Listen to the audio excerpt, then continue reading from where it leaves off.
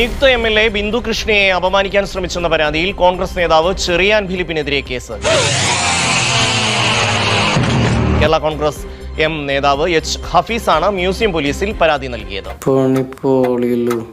സ്ത്രീത്വത്തെ അപമാനിക്കാൻ ശ്രമിച്ചു എന്നാണ് പരാതിയിൽ.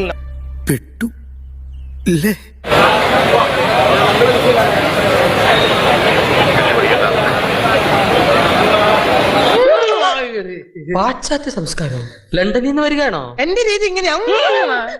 ഓപ്പറേഷൻ ബിന്ദു കൃഷ്ണ കെട്ടിപ്പിടുത്തം പാളിപ്പോയെങ്കിൽ എന്ത്, മറ്റൊരിടത്ത് പോയി മച്ചമ്പി അത് സക്സസ് ആക്കി. എവനാള് കൊള്ളാവല്ലടാ. തങ്കക്കുറവേ, നമ്മൾ ഈ നാണം കേട്ടല്ലോ. ഓപ്പറേഷൻ ഷാനിമോൾ ഉസ്മാൻ, ദേ നോക്കിയേ, ദൃശ്യം ഇപ്പോൾ പുറത്തു വന്നിട്ടുണ്ട്. അധികം ആരിലും ശ്രദ്ധിക്കപ്പെട്ടിട്ടില്ല. എലിവിഷം വേണ്ട, ഏൽക്കില്ല.